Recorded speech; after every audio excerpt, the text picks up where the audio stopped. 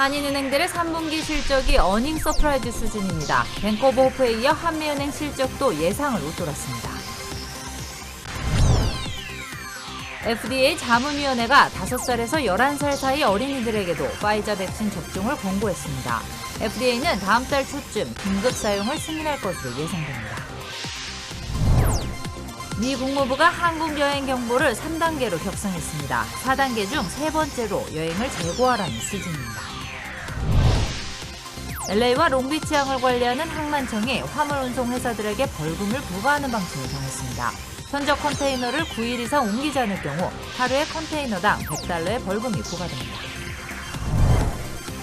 코로나 사태로 문을 닫았던 한인노인센터가 다음 달부터 다시 문을 열 예정입니다.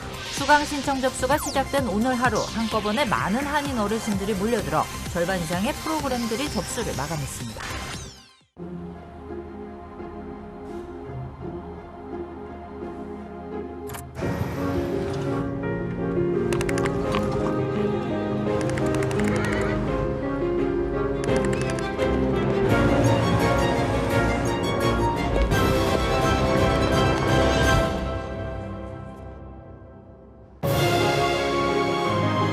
당신의 새로운 영감을 찾아서.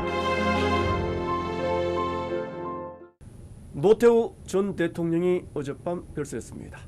자신의 과거에 대해 깊은 용서를 바란다는 유언을 남겼다고 합니다. 관련 소식 잠시 뒤에 전해드리겠습니다. 네, 한인은행들의 실적 발표가 이어지는 이번 한 주입니다. 지난 3분기 실적은 대부분 예상을 크게 웃도는 어닝 서프라이즈 수준이었습니다. 먼저 전용훈 기자가 보도하겠습니다. 오늘 오후 지난 3분기 실적을 발표한 한미은행. 사상 최대 분기 수익인 2,660만 달러, 주당 86센트의 실적을 보고했습니다. 지난 2분기에 이어 2분기 연속 최대 분기 순이익을 경신하는 기록도 세웠습니다. 어제 증시 마감 후 실적을 발표한 뱅크 오브 호프 역시 역대 최대 분기 순이익을 냈습니다. 지난 3분기 순이익이 무려 5,550만 달러, 주당 45센트를 기록했습니다. 월가 전망치였던 주당 42센트를 3센트나 상회하는 어닝 서프라이즈를 올렸습니다. 한인은행들의 실적 고공행진은 이미 예견됐지만 전문가들이 예상 수준을 뛰어넘고 있습니다. 각 은행마다 예금이 꾸준히 성장하고 백신 접종 이후 살아나는 경기로 대출이 늘어나면서 실적을 견인하고 있습니다. 지난 3분기에 부실 대출을 대비해 적립하는 대손 충당금 비용을 줄인 것도 순이익 개선에 기여했다는 분석입니다. 오는 목요일에는 퍼시픽시티뱅크 PCB와 오픈뱅크가 증시 마감 후 각각 실적을 발표할 예정입니다. LA에서 SBS 전영웅입니다. 오늘 뉴욕 증시도 기업들의 실적이 긍정적으로 나오면서 상승 장세를 이어갔습니다. 다우지수와 S&P 500 지수는 사상 최고치를 경신했습니다. 35,757의 장을 마친 다우지수는 3거래일 연속 올랐습니다. 현재까지 공개된 상장 기업들의 80% 이상이 예상치를 웃도는 실적을 발표했습니다. 근데 연방식품의약국 FDA 자문위원회가 5살에서 11살 사이 어린이들에게도 화이자 백신 접종을 권고했습니다. 다음 달 초쯤에는 긴급 사용 승인이 날 수 있을 것으로 예상됩니다. 이사면 기자입니다. 연방식품의약국 FDA 자문기구가 5살에서 11살 사이 어린이에게 화이자 백신 긴급 사용 승인을 권고했습니다. 자문위는 화이자 백신은 어린이들에게 접종했을 때 불이익보다 이익이 크다고 판단해 한 명을 제외하고 전원이 찬성했습니다. FDA가 긴급 사용을 승인하면 질병통제예방센터 CDC의 추가 절차를 통해 다음 달 초 접종이 이루어질 예정입니다. CDC가 5살에서 11살 대상으로 파이자 백신의 사용을 승인하면 이 연령대에서 첫 번째 코로나 백신이 되는 겁니다. 보건국의 접종 승인이 결정되면 다음 달 초부터 이 연령대에 대해 접종을 시행할 방침입니다. 파이자는 이 연령대로 한 임상시험에서 백신의 효과는 90.7%라고 발표했습니다. 최근 파이자 백신을 12살 이상에도 허용한 데 이어 이번에는 5살까지 연령대를 낮췄습니다. LA에서 SBS 이삼현입니다. 미 국무부는 한국에 대한 여행 경보를 3단계로 상향 조정했습니다. 제3단계는 여행을 재고하라는 한층 강화된 수준입니다. 지난 6월에는 제1단계인 주의하라는 여행 경고였습니다. 현재 미 국무부는 일본과 중국에 대해서도 코로나 감염 수준에 따라 제3단계 여행 경보를 유지하고 있습니다. 네, LA와 롱비치 항을 관리하는 항만청은 화물 적재 현상을 해소하기 위해 벌금을 부과한다는 방침을 정했습니다. 항만청은 터미널에 선적된 컨테이너가 9일을 넘길 경우 하루에 개당 $100의 벌금을 부과하기로 했습니다. 항만청의 벌금 조치는 심각한 물류 대란을 해소하기 위한 강력한 대처 방안 중의 하나입니다. 하지만 육상 운송까지 매우 부족한 상황에서 큰 효과가 없을 것이라는 비판도 제기됐습니다. 네, LA 한인 노인센터가 다음 달부터는 다시 문을 열기로 했습니다. 오늘부터는 프로그램 수강 신청 접수를 시작했습니다. 한꺼번에 너무 많은 어르신들이 몰렸습니다. 이사민 기자가 현장에서 취재했습니다. 건강한 모습으로 뵙게 되어 반갑습니다라고 적힌 배너가 걸려 있습니다. 새학기 프로그램에 접수를 하려는 어르신들로 긴 줄이 만들어졌습니다. LA 한인타운 시니어 커뮤니티 센터가 다음 달 1일부터 개관하면서 수강생들의 접수가 폭발했습니다. 아유, 많이 적적했죠. 가까이 있어서 기다리고 이사까지 왔는데, 그래서 5분 오니까 아침에 와야 되는데 늦게 와갖고는 좋은 자리는 다 나가고. 센터는 기존에 있던 40여 개의 수업을 25개로 줄이면서 등록 경쟁이 치열해졌습니다. 병날 정도로 외로운 사람들이 많이 있었거든요. 그런 사람들한테 우리가 이렇게 클래스를 오픈함으로 인해서 조속한 시일 내에 서로 만날 수 있고 또 그런 그 어려운 일을 다 극복할 수 있는 길이 되길 바라고 있죠. 그동안 활동이 없이 지내시던 어르신들에게 가장 인기 있는 프로그램은 단연 요가와 라인 댄스였습니다. 건강 댄스 이런 걸 다들 선호하시더라고 보니까. 근데 많은 분들이 와가지고 벌써 이미 다 등록을 했어요. 그래서 우리도 뭘 좀 해볼까 하고 왔는데 오늘 새학기 프로그램에 접수한 어르신들만 200여 명으로 집계됐습니다. 새학기 등록을 마칠 수강자는 400여 명에 달할 것으로 센터 측은 추산하고 있습니다. LA 한인타운 시니어 커뮤니티 센터는 다음 주 월요일 주요 인사들을 초청해 재개관식을 거행할 예정입니다. LA에서 SBS 이삼현입니다. 네, 한반도 종전 선언을 둘러싸고 한미 간에 이견이 있다는 분석이 나왔습니다. 실제로 백악관의 국가안보 보좌관은 한미 양국의 종전 선언 관점이 서로 다를 수 있다고 언급했습니다. 김윤수 특파원이 보도하겠습니다. 워싱턴입니다. 설리번 미 백악관 국가안보 보좌관은 한반도 종전선언에 대한 입장을 묻는 질문에 한미 양국이 집중적인 논의를 하고 있다고 말했습니다. 최근 한미 북핵 수석 대표 간의 논의는 매우 생산적이고 건설적이었다고 평가하기도 했습니다. 그러나 외교와 억지력을 양축으로 하는 대북 정책의 핵심에는 두 나라가 같은 입장이라면서도 세부적인 조치는 다를 수 있다고 언급했습니다. We may have somewhat different perspectives on the precise sequence or timing or conditions for different steps, but we are fundamentally aligned on the core strategic initiative here. 비핵화 협상 재개를 위해 북한을 테이블로 끌어내는 게 중요하지만 방법론에선 차이가 있을 수 있다는 겁니다. 한국은 종전선언이 비핵화를 위한 북미 대화 재개의 입구가 될 수 있다며 설득하고 있지만 미국은 아직 답을 내놓지 않고 있습니다. 최근 한미 간 이딴 접촉을 통해 종전선언이 법적 구속력을 갖지 않는 정치적 선언이라는 취지는 어느 정도 설명이 이루어진 걸로 알려졌습니다. 그러나 바이든 정부 일각에선 종전선언 이후에도 북한이 반응하지 않을 경우에 대한 우려가 큰 걸로 전해졌습니다. 따라서 북한이 도발을 멈추고 한미 양국의 이딴 대화 제의에 먼저 반응을 보여야 종전선언이 좀 더 가시화될 수 있을 거란 전망도 나오고 있습니다.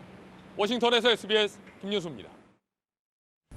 네, 어제 숨진 남녀의 사체 3구가 발견된 오렌지 카운티 뉴폴트 비치 지역 현장에서 다량의 마약성 진통제가 나왔습니다. 뉴폴트 비치 경찰은 사체가 발견된 주택에서 합성 마약 진통제인 펜타닐을 상당량 발견했다고 발표했습니다.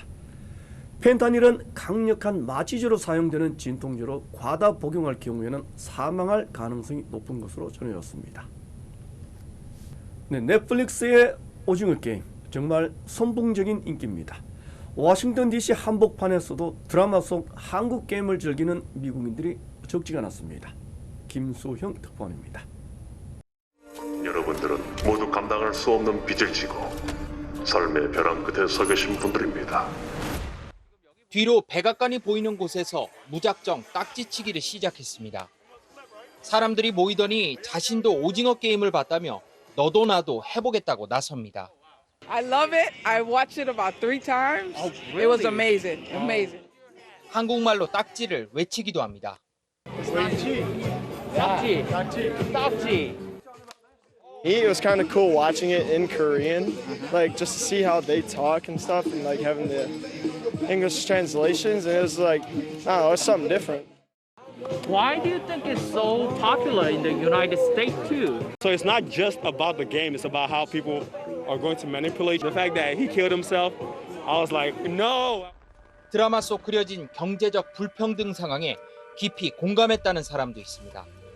It draws parallels to the way that we live. We're standing in front of the White House, and to be frank, like if you walk 2 miles or 2 blocks that way, you have tent city and people living homeless.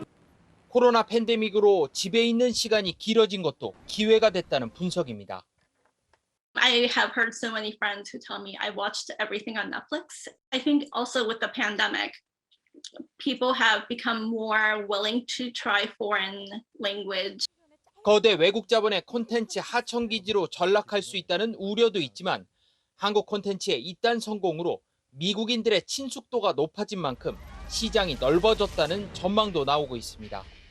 K-드라마나 이런 것들이 계속적으로 성공을 하게 된다면 저희들이 갖고 있는 바게닝 파워가 훨씬 더 커질 거라고 보고 콘텐츠의 수출의 규모가 급증할 수 있다고 저는 보고 있습니다. 오징어 게임의 인기는 드라마 자체의 흥행을 넘어 한국 문화가 미국 주류 문화에 깊숙이 들어오게 하는 계기가 되고 있습니다.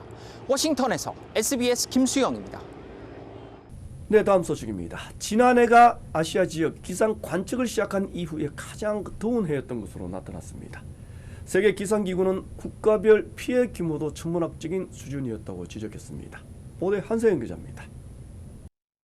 세계 기상기구는 연례 보고서를 통해 지난해 아시아 기온이 1981년에서 2010년 평균보다 1.39도 높았다고 발표했습니다.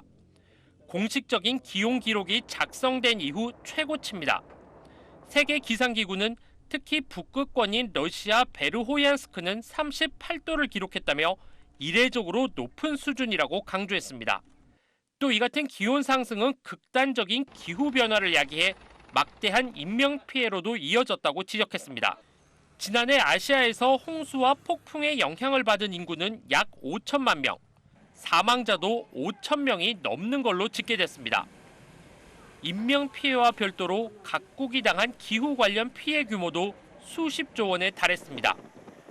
국가별 손실 총액은 중국이 연간 평균 278조 원으로 가장 컸고 이어 인도와 일본이 각각 102조 원과 97조 원으로 뒤를 이었습니다. 우리나라도 28조 원 정도의 손실을 본 것으로 세계 기상기구는 추산했습니다. 경제 규모를 고려한 피해 규모는 타지키스탄이 국내 총생산 GDP의 7.9%로 가장 컸습니다. And that's why we have to also adapt to this change and to avoid both human losses and economic losses related to climate change. 세계 기상기구는 기후 관련 위험, 특히 홍수와 폭풍, 가뭄은 많은 나라에 중대한 영향을 끼쳤다며 이 같은 악영향이 이어지면 지속 가능한 개발에 상당한 타격이 불가피하다고 경고했습니다. SBS 한세연입니다. 네, 계속하겠습니다. 어제부터 코로나 규제를 해제했던 일본에는 유동 인구가 30%나 증가한 것으로 나타났습니다. 우려하는 목소리도 여전했습니다. 유승재 특파원이 도쿄에서 취재했습니다. 11개월 만에 음식점 야간 영업 제한이 모두 풀린 어젯밤 도쿄 밤거리. 도쿄 신바시의 중심 상점가입니다. 예전에는 어둑어둑했던 간판들도 모두 불을 밝혔고 거리를 오가는 사람들의 숫자도 부쩍 늘었습니다. 큰 길을 벗어나 골목으로 들어가 봤습니다. 다닥다닥 붙은 작은 음식점들이 일제히 야간 영업을 시작하면서 호객꾼들도 다시 분주해졌고 퇴근길 직장인들이 3355 식당을 찾는 모습도 곳곳에서 눈에 띄었습니다. 대부분 코로나 이전의 일상이 다시 돌아오기 시작했다며 반기는 표정이었습니다. 어제 하루 도쿄 주요 번화가의 유동인구는 지난주 대비 최대 31% 늘어난 것으로 집계됐습니다. できたら同僚と仕事帰りにご飯を食べたりしたいです。 영업 제한 해제 첫날 모처럼의 자유를 만끽하는 분위기였지만 감염이 바닥을 다시 찍고 확산하지 않을까 우려하는 목소리도 곳곳에서 들려왔습니다. 1店舗あたりの人数が増えるんで、それに伴って密って言われるものが増えるんじゃないですか。基本的な防止対策を徹底していただく期間といたします。 영업 제한 전에는 밤샘 영업을 했던 일부 외식 체인들은 상황을 조금 더 지켜본 뒤 영업 시간을 연장하겠다는 방침입니다. 도쿄에서 SBS 유성재입니다. 네, 군부 쿠데타가 발생했던 미얀마에는 아직도 비상사태가 이어지고 있습니다. 온신초에 있는 국민통합정부의 대통령 대행과 직접 화상 인터뷰를 가졌습니다. 김혜영 기자의 단독 보도입니다. 지난달 미얀마 군부를 상대로 저항 전쟁을 선포한 국민통합정부 NUG의 두아라시라 대통령 대행. 은신처에서 SBS와 화상 인터뷰를 시작하며 내전의 참상부터 전했습니다. သေဆုံးတဲ့လူပေါင်းက1196ယောက်ရှိသွားပြီလို့မြို့ကြီးတွေဖြစ်တဲ့ရန်ကုန်မန္တလေးပဲခူးနေပြည်တော်စတဲ့နေရာတွေမှာလည်းနေ့စဉ်နဲ့အမျှတိုက်ခိုက်မှုတွေရှိနေပါတယ်. 오늘 화상회의로 미얀마 사태를 논의했던 아세안 정상들에게 군부를 축출하고 NUG를 공식 인정하는 것이 전쟁을 끝내는 길이라고 강조했습니다. အခုဒီအေရှန်ကနေစပြီးတော့သူ့ကိုဖေရှားတယ်လို့ပဲလုံးဝဖေရှားလိုက်ပြီးဖြစ်နိုင်ရင်အရေးယူဖို့စစ်ရာဇဝတ်ကောင်ဖြစ်တဲ့အတွက်ကြောင့်အရေးယူပြီးသူ့ကိုဖေရှားပြစ်မှတ်တာလင်းကျန်တဲ့အကောင်ဆုံးသောပြုပြင်ပြောင်းလဲမှု 코로나19 백신 지원도 군부가 아닌 NUG로 해달라고 호소했습니다. ခုသူရဲ့အုပ်ချုပ်မှုအောက်မှာဆိုရင်ဒီလူထုကလာပြီးအထူးမခံချင်ဘူးတက်မလာခင်မှာထူးနိုင်အောင်ကမ္ဘာနိုင်ငံတည်တည်ကနေ pressure ပေးကြပါအကူအညီတွေလည်းပေးကြပါ 두아라시라 대행은 지난 8월 문재인 대통령에게 공식 서한을 전달한 사실도 처음으로 공개했습니다. 청와대가 NUG를 미얀마 유일 합법정부로 인정해달라는 청원에 26만 8천여 명이 동의하자 지속적으로 소통하겠다고 답한 데 대한 감사 차원이라고 NUG 측은 밝혔습니다. ကျွန်တော်တို့ရဲ့ဒီမိုကရေစီရုန်းကန်မှုကိုလည်းစာနာထောက်ထားကြတဲ့နိုင်ငံဖြစ်တဲ့အတွက်ကြောင့်ကျွန်တော်တို့ကတကယ့်ကိုခင်မင်ပါတယ်လေးစားပါတယ် 한편으론 군부 돈줄이 될 우려가 있는 한국 기업들의 미얀마 투자도 중단해달라고 거듭 촉구했습니다. SBS 김혜영입니다. 네, LAC가 스몰 비즈니스를 돕기 위해 5천 달러를 지원하는 프로그램 지난 21일에 이미 보도해드렸습니다. 오늘부터는 신청 접수가 시작됐습니다. LA 한인회는 신청 접수를 도와주기로 했습니다. 주요 한인사회 소식은 이원정 기자가 전해드리겠습니다. LA 한인회에서 오늘부터 LA시의 스몰 비즈니스 업주들을 지원하기 위한 프로그램 신청을 돕습니다. 한인회는 이번 컴백 체크 프로그램은 LA 지역 비즈니스 업주 5,000명에게 각각 5,000달러씩 지원하는 프로그램으로 LA시에 위치한 업소로 프랜차이즈 매장은 제외된다고 밝혔습니다. 1차 신청 기간은 11월 1일까지로 한인회에서 오전 10시부터 오후 3시까지 신청 서비스를 지원할 예정입니다.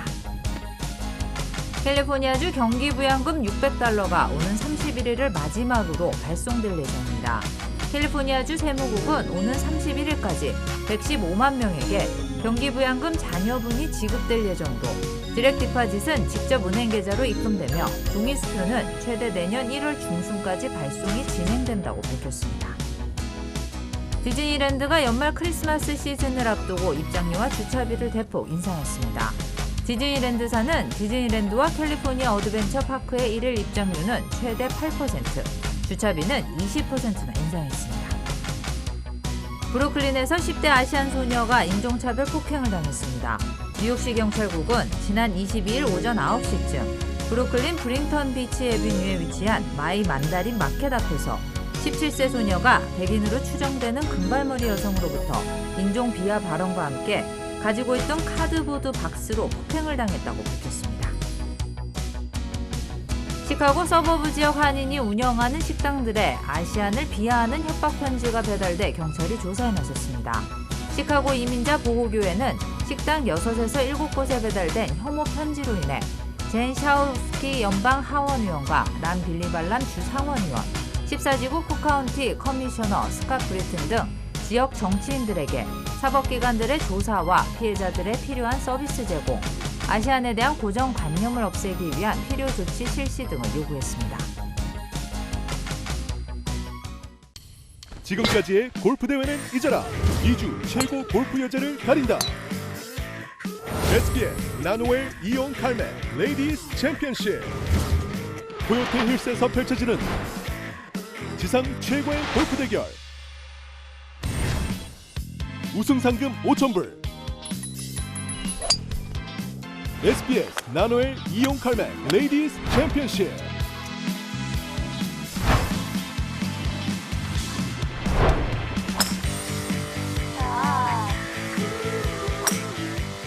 SBS 나노엘 이온 칼맥 레이디스 챔피언십. 라라 SBS.com, LA SBS.com에서 지금 바로 신청하세요.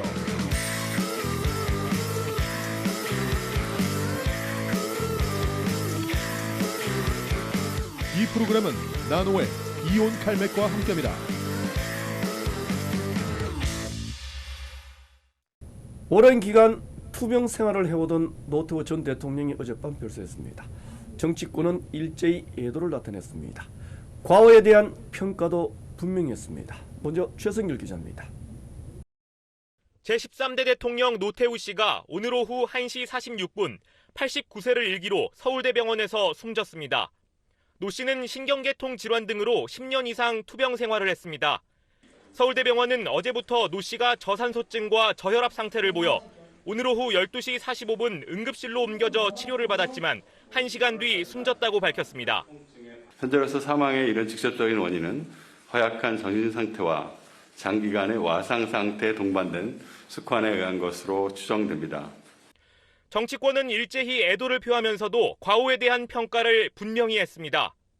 민주당은 고인을 역사의 죄인이라고 규정하면서도 추징금을 완납하고 자녀를 통해 광주를 찾아 사과하는 등 전두환 씨의 행보와는 달랐다고 평가했습니다. 우리 역사에 다시는 그와 같은 과오가 반복되는 일이 없도록 더욱 엄정한 역사적 평가가 이루어지길 바랍니다.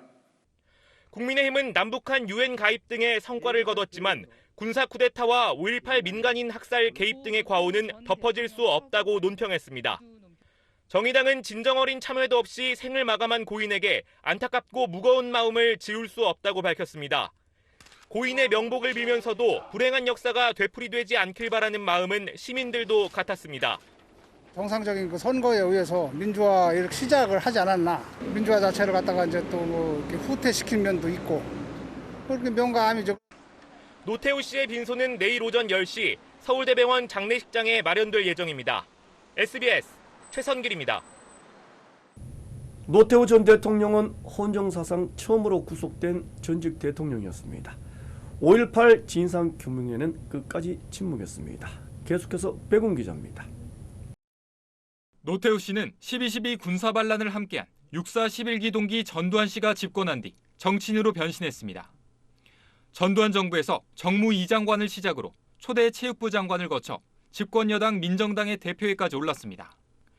노 씨는 1987년 국민의 직선제 개헌 요구를 거부한 전 씨의 4.13 호원 조치를 고뇌에 찬 역사적 결단이라고 옹호하기도 했는데 국민의 저항이 전국으로 번지자 6.29 선언을 내놓으며 직선제 개헌을 수용했습니다. 우리나라의 장래 문제에 대해 굳은 신념을 갖게 되었습니다. 그리고 같은 해 12월 직선제 개헌 이후 첫 대선에서 야권 분열을 등에 업고 보통 사람이란 슬로건을 내세워 13대 대통령에 당선됐습니다. 여러분의 보통 사람 노태우 인사드립니다. 집권기간 북방외교를 추진해 소련, 중국 등 공산권과 수교했고 남북한 유엔 동시가입, 88 서울올림픽 성공적 개최 등 성과를 거뒀다는 평가도 있습니다. 하지만 1995년 후임 김영삼 정부가 역사 바로 세우기에 나서면서 반란 중요 임무 행사와 뇌물수수 등의 혐의로 수사 대상에 올랐습니다. 당시 전두환 씨는 일명 골목 성명을 낸 뒤 검찰 소환에 불응했지만 소환에 응했던 노 씨는 역대 대통령 중 처음으로 구속됐습니다. 이후 1997년 4월 징역 17년과 추징금 2,628억 원을 최종 선고받았고 같은 해 12월 사면받았습니다. 국민 여러분들에게 크나큰 심려를 안겨드리게 돼서 정말 송구합니다. 2011년 펴낸 회고록에서 5.18 민주화운동에 대해 진범은 유언비어라고 썼다가 호된 비판을 받았는데 그 뒤로는 침묵했습니다. 노 씨와 나란히 역사의 심판을 받았던 전 씨는 5.18 민주화운동 당시 헬기 사격을 목격했다고 증언한 고 조비오 신부에 대한 사자 명예훼손 혐의로 기소돼 재판을 받고 있습니다. 혈액암의 일종으로 투병 중인 전 씨는 노 씨 소식을 전해 들은 뒤 말없이 눈물을 지었다고 전 씨 측이 전했습니다. SBS 백운입니다. 5.18 단체들은 벌써부터 현충원 안장에는 반대하고 있습니다. 청와대도 국민 정서를 고려하겠다고 말했습니다. 곽상은 기자입니다.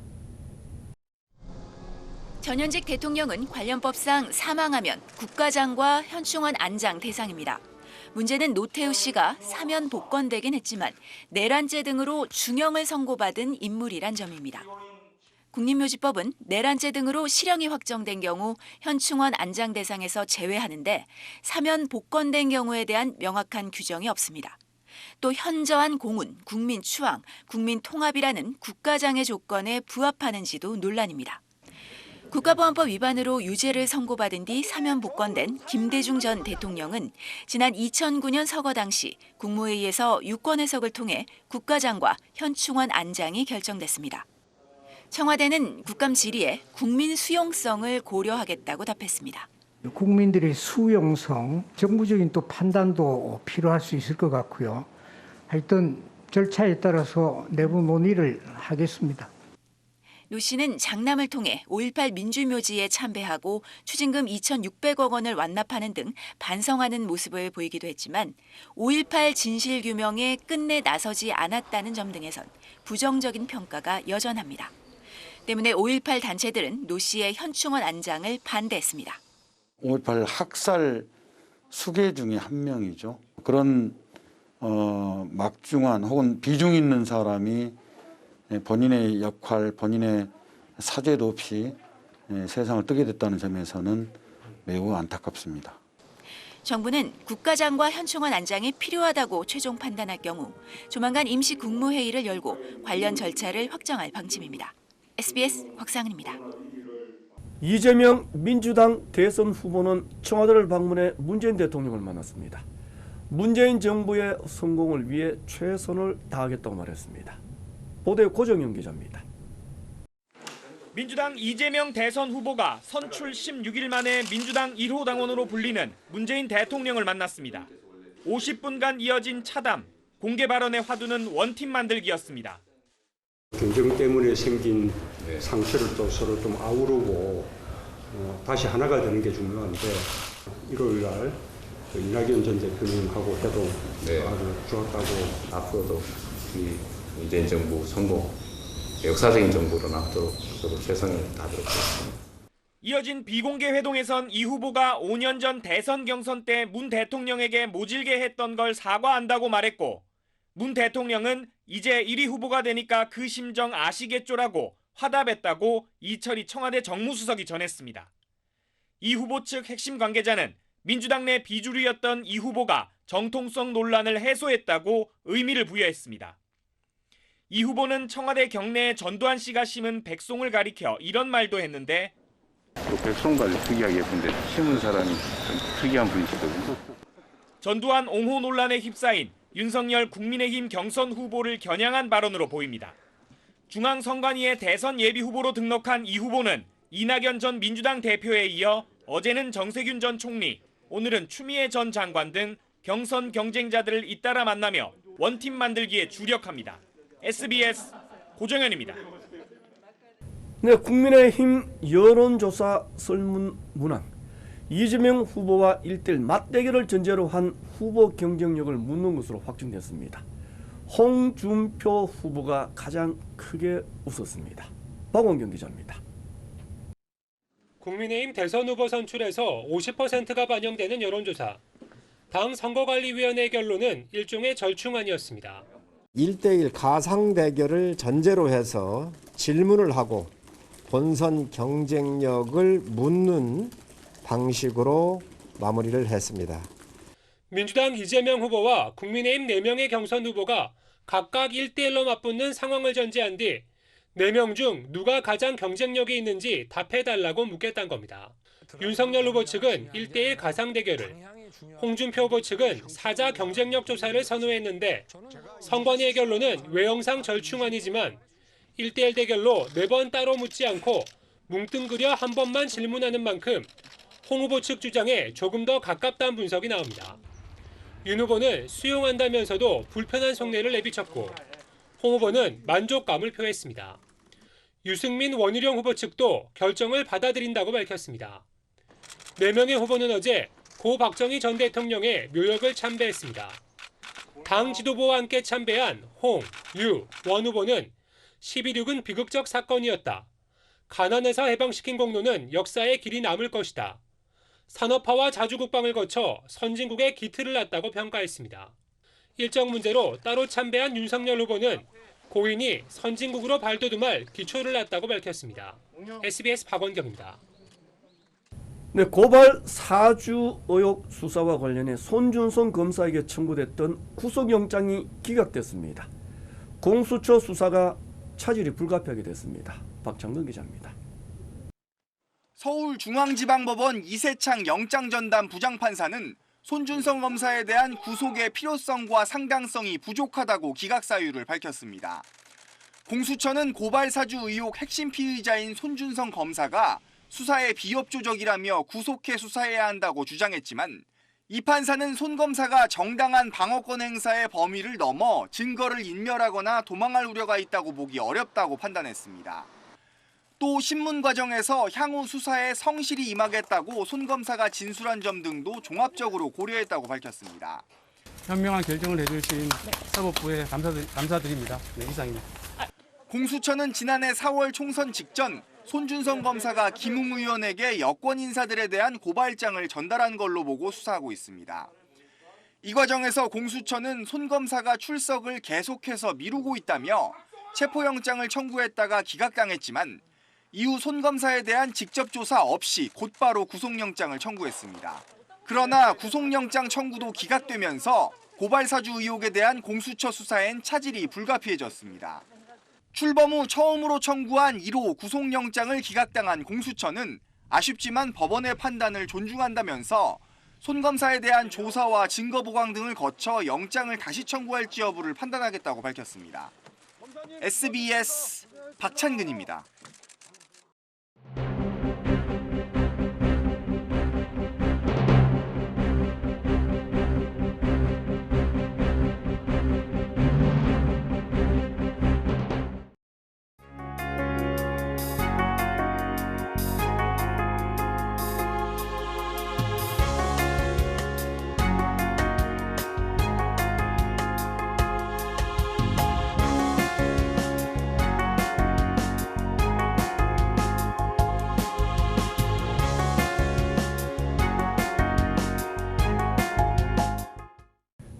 한인은행들은 또 성장했습니다. 3분기 실적이 예상을 훌쩍 뛰어넘었습니다.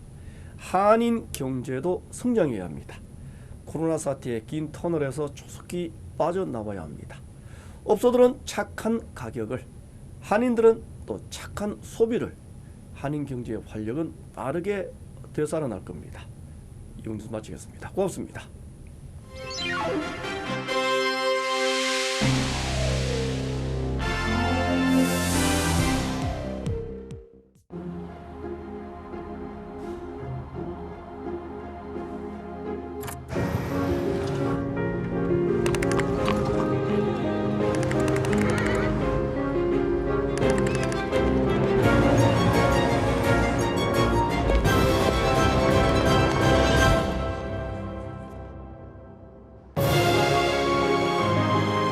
당신의 새로운 영감을 찾아서